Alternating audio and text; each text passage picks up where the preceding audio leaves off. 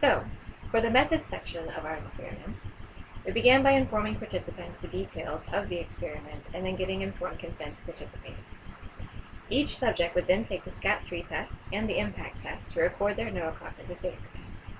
After this was done, the experiment was performed by attaching EMG electrodes on their dominant leg to the soleus, quadriceps femoris, and anterior tibialis muscles, and then we attached a ground plate above the medial malleolus on the dominant leg of the participant.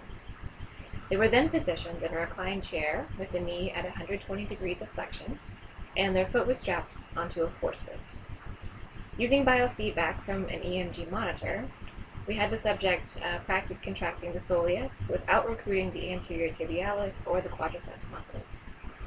The subject was then instructed to watch the oscilloscope, just a box with a white light running across it, for the white light to come across, and that would signal them to contract as quickly and as strongly as possible, and then to relax.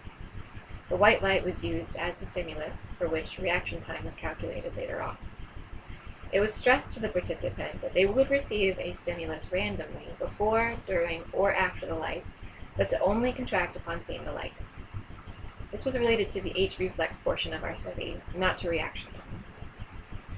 The subject also had a cathode on top of the knee and a stimulating anode behind the knee for the H-reflex measurements. Once the H-reflex had been found, the volitional contraction experiment followed. Testers randomly sent 50 triggers to the participant and reported the time intervals that the stimuli were given. Participants were reminded to come back within 48 hours of a head injury, if they have one.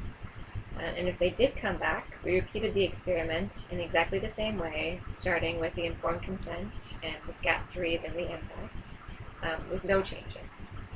And on the slide, you can see a simplified schematic of our experiment.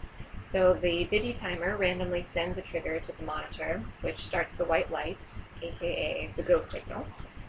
The subject receives the stimulus, or the signal, and their contraction sends information to the EMG recorder, which is stored with the trigger information by the computer for later analysis.